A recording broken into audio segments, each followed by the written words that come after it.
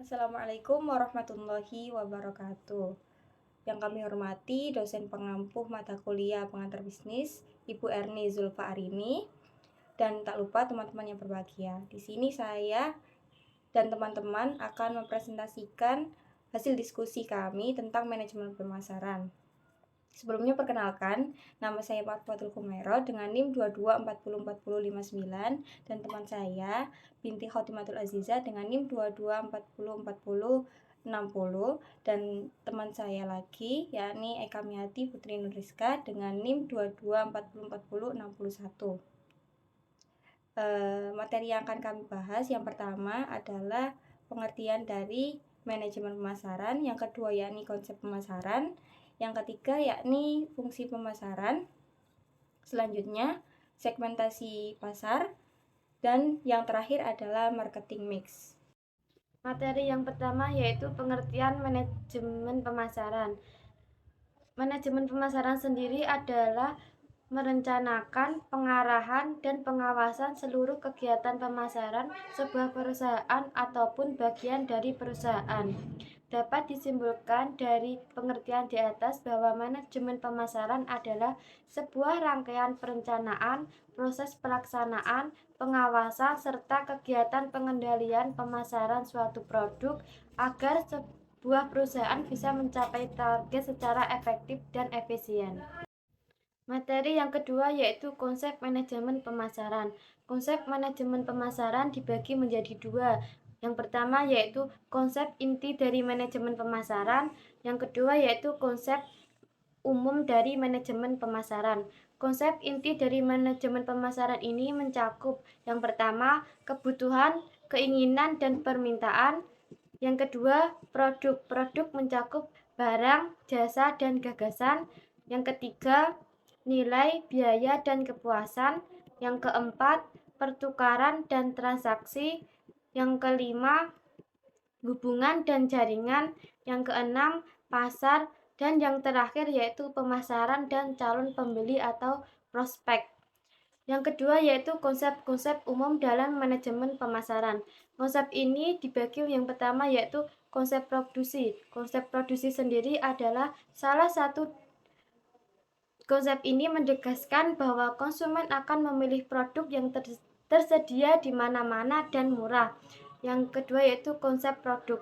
Konsep ini menyatakan bahwa konsumen lebih menyukai produk yang menawarkan fitur yang paling bermutu, berprestasi, atau inovatif. Yang ketiga yaitu konsep penjualan. Konsep ini menyatakan bahwa konsumen dan bisnis jika ditinggalkan sendiri biasanya tidak akan membeli cukup banyak produk-produk organisasi. Yang keempat yaitu konsep pemasaran.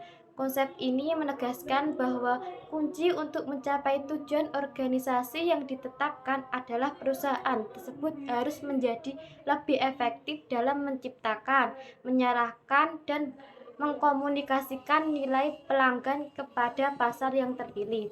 Yang terakhir yaitu konsep pemasaran holistik adalah suatu pendekatan pemasaran yang mencoba mengenali dan menyelaraskan ruang lingkup kompleksitas aktivitas pemasaran.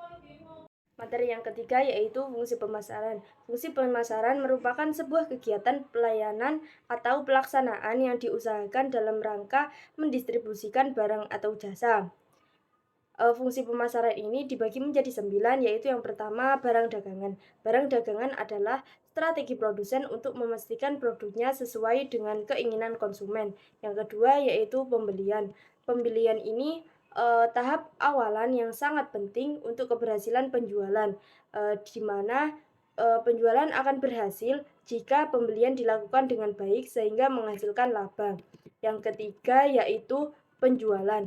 Penjualan ini dianggap sebagai fungsi utama dalam sebuah bisnis di mana perbedaan antara input dan output ditentukan. Yang keempat yaitu penilaian dan standarisasi. Standar adalah daftar spesifikasi kualitas atau karakteristik yang harus dipenuhi oleh suatu produk, sedangkan penilaian merupakan langkah untuk menguji produk sesuai dengan standar yang telah ditetapkan dan untuk menentukan dengan pasti kualitas produknya. Yang kelima yaitu penyimpanan dan pergudangan.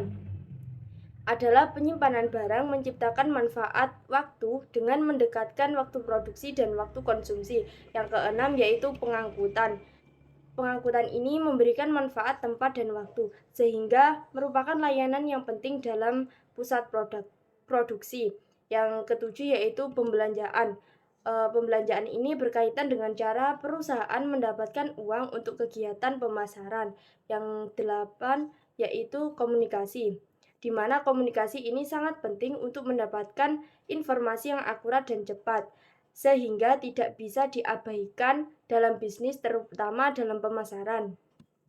Yang terakhir yaitu mengambil resiko. Dalam pemasaran, ada periode waktu yang dibutuhkan untuk mengirimkan produk dan produsen ke konsumen yang disebut dengan lag of time. Ini menyebabkan pelaku bisnis dalam perdagangan menghadapi resiko intern seperti kerugian fisik, pencurian, dan gagal bayar kredit.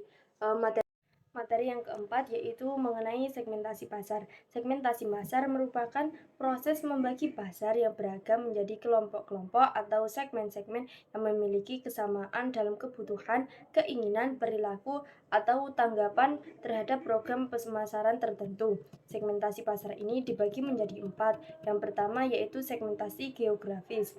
Segmentasi geografis adalah mengelompokkan target berdasarkan lokasi.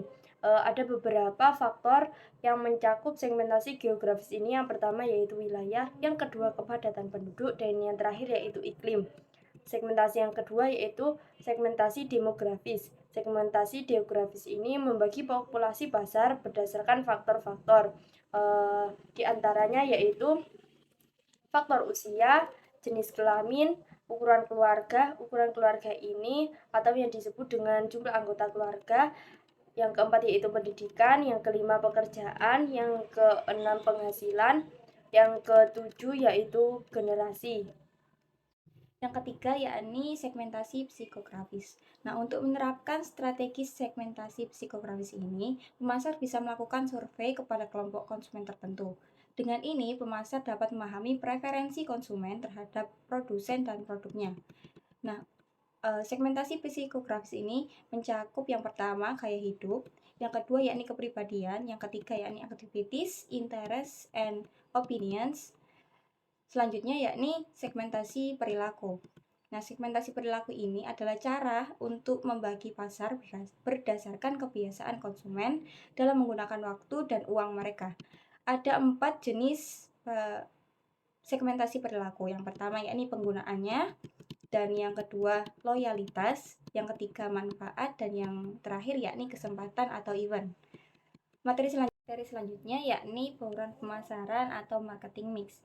Nah, pengertian dari bauran pemasaran atau marketing mix ini adalah perangkat alat pemasaran yang digunakan perusahaan untuk mengejar tujuan perusahaannya. Konsep marketing mix ini pertama kali atau yang pada awalnya memiliki 4 elemen utama yang dikenal dengan istilah konsep marketing 4P, yakni product, price, place, dan promotion. Namun seiring dengan perkembangan strategi pemasaran, konsep bauran pemasaran ini diperluas menjadi 7P, yakni yang pertama product, price, place, promotion, people, process, dan physical evidence. Yang pertama yakni produk. Produk adalah segala sesuatu yang dapat ditawarkan pada pasar agar menarik perhatian, akuisisi, penggunaan atau konsumsi yang dapat memuaskan suatu keinginan atau kebutuhan. Yang kedua, yakni price. Nah, harga ini adalah satuan uang atau ukuran lainnya yang ditukar dengan hak untuk memiliki atau menggunakan suatu barang atau jasa. Penetapan harga pada suatu perusahaan dipengaruhi oleh dua faktor. Yang pertama yakni faktor internal dan yang kedua faktor eksternal. Yang ketiga yakni place atau tempat. Berkaitan dengan semua keputusan dalam membawa produk yang benar ke wilayah pasar target, suatu produk tidak akan banyak gunanya bagi seorang pelanggan jika tidak tersedia pada saat dan tempat yang dibutuhkan. Produk dapat mencapai pelanggan melalui saluran distribusi. Nah, saluran distribusi merupakan sekumpulan perusahaan atau individu yang berpartisipasi dalam aliran produk dari produsen hingga penggunaan akhir atau konsumen.